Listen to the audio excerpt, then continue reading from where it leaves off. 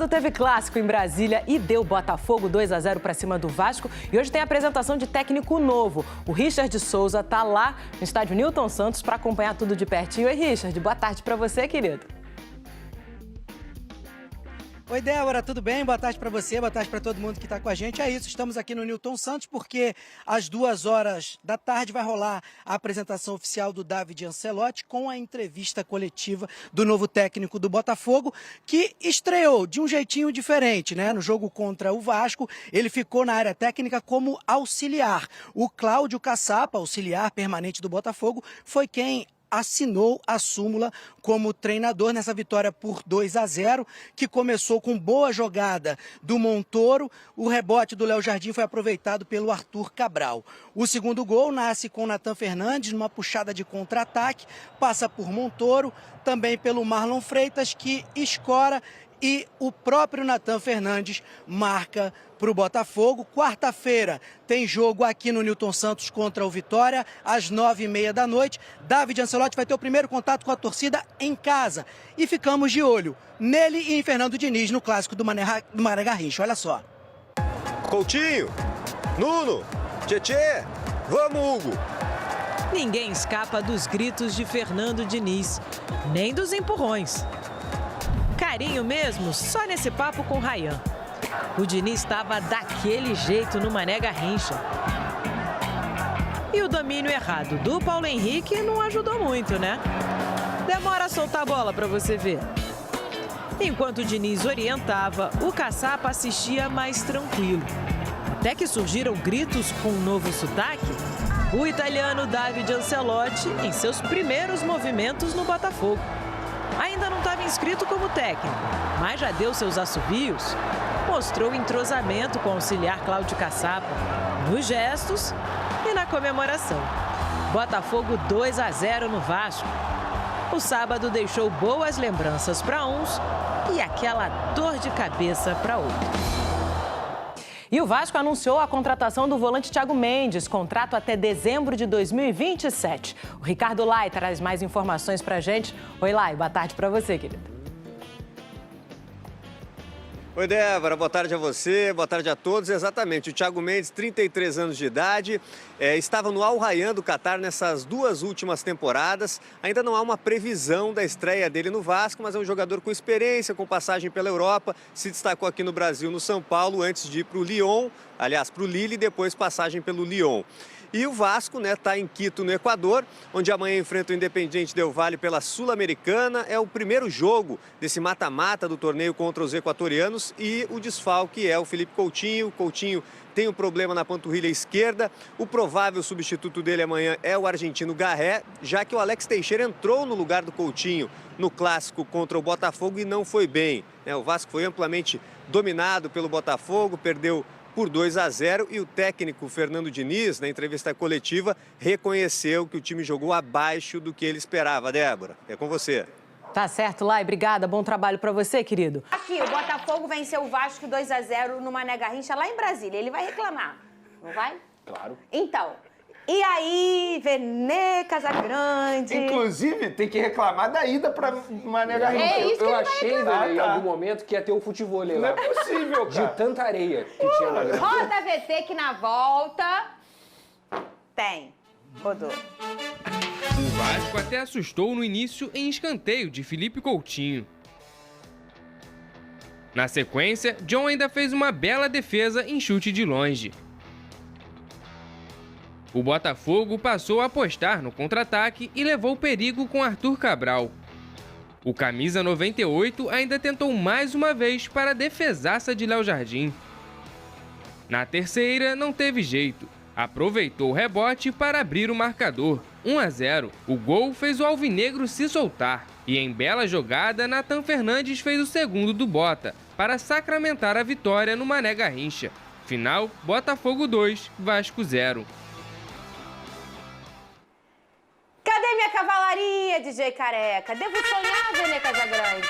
Deve? Claro que deve. Olha só, eu avisei pra torcida do Fogão. Se acalma que o papai tem um plano. Lucas Pedrosa, boa tarde pra você. Tarde.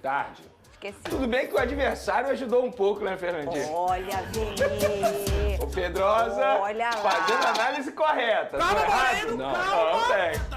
Eu falei que esse Vasco ia dar trabalho. Pra Só mim. não disse pra quem.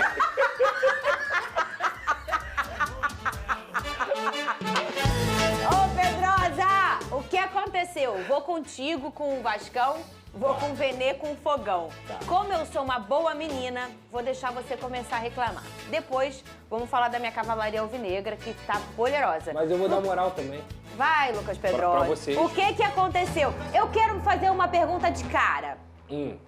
Essa derrota do Vasco foi sobre o Botafogo e sua melhora ou mais, né? Porque sempre tem um equilíbrio, mas mais sobre o Botafogo e sua melhora ou sobre o Vasco e as suas falhas? Os dois. Os dois equilibradinho? Equilibradinho. Então me conta, Pedrosa, o que te estressou Vamos naquele lá. bom sábado à noite? Primeiramente, boa tarde a todos. Infelizmente, o Vasco segue me dando trabalho. Um mês de férias e não foi suficiente. Mas vamos falar sério agora. O Vasco e o futebol, ele não entra perdendo em qualquer jogo. Seja lá qual for. É 0-0.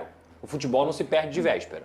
Só que a partir do momento que a diretoria do Vasco toma a decisão de levar esse jogo para o Mané Garrincha, o Vasco entra em campo perdendo. Por quê? Porque era um jogo que o Vasco era o mandante, jogaria em São Januário, lembrando a todos que São Januário só recebe clássicos quando é Vasco e Botafogo, justamente por essa amizade das torcidas, e é autorizado pelos órgãos do governo. Então, o Vasco teria a oportunidade de jogar com o Botafogo em São Januário. O Botafogo é uma equipe melhor do que a do Vasco. Eu falei isso aqui no programa durante a semana por conta dos investimentos, são grandes jogadores, as trocas no banco de reservas mostram muito bem isso, mas esse é assunto mais pra frente. A forma do Vasco igualar e quem sabe superar o Botafogo seria São Januário. Um gramado bom, um momento que o estádio ele vira um caldeirão. Eu não tô fazendo uma crítica à torcida de Brasília, muito pelo contrário, que é uma torcida maravilhosa, mas São Januário é diferente. Tanto é que os números mostram isso. O Vasco é muito forte dentro de casa.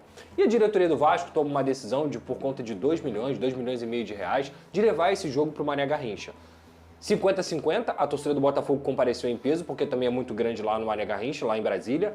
E o Vasco da Gama ainda viu um gramado vergonhoso. O primeiro recado depois da Copa do Mundo de Clubes do futebol brasileiro, num clássico desse tamanho, com o Botafogo que venceu o PSG, é um gramado vergonhoso. Areia subindo, coisa que eu já não vi há muito tempo aqui no futebol brasileiro, tá? Verdade, areia subindo. Então, esse é o primeiro ponto. O Vasco já entrou perdendo dentro da partida. Agora, indo para o jogo, foi um primeiro tempo muito equilibrado, na minha visão. Um primeiro tempo realmente que as duas equipes vieram para jogar, foram prejudicadas pelo espetáculo em relação ao gramado, mas você teve ali poucas oportunidades claras. O Botafogo teve uma numa defesa do Léo Jardim e foi isso. Foi um jogo muito equilibrado, duas equipes que conseguiram se equiparar. No segundo tempo, o Botafogo consegue fazer um gol com 3 minutos de partida. O Montoro, que é o jogador que foi escalado para ser titular, foi muito bem dentro do jogo, tanto defensivamente quanto ofensivamente, com saúde, partindo para cima, e ele consegue fazer uma jogada individual, a bola desvia, o Léo Jardim pega no rebote, e aí sobrou atenção para o Arthur Cabral, que é um artilheiro, a gente falou isso aqui, é um cara que tem um faro de gol, e faltou para o João Vitor, algo que não é uma coisa rara de se ver. O João Vitor falha com frequência com a camisa do Vasco da Gama, e ele falhou novamente. 1-0, tinham 45 minutos de jogo para jogar ainda, porque o Vasco tomou gol com 3 minutos e você tinha 45 minutos contando com os acréscimos ali para poder jogar. Sabe o que o Fernando Diniz me faz, Fernando? O quê? Uma substituição que é costumeira dele. Quem acompanha o trabalho do Fernando Diniz sabe que ele sempre faz isso. Tira um zagueiro, coloca um volante para ser zagueiro, para você ter mais jogador de construção, para você ter mais uma superioridade maior na construção do seu time.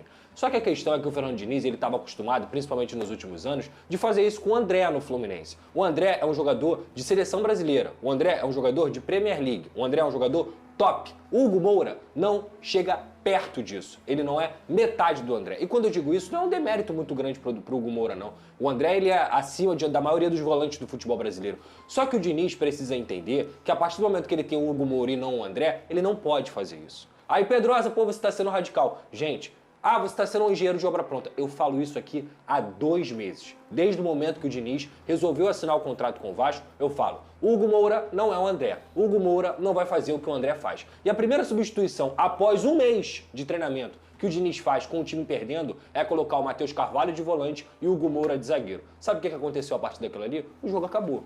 O Botafogo, muito de forma correta, desceu suas linhas e falou assim, Vasco, joga.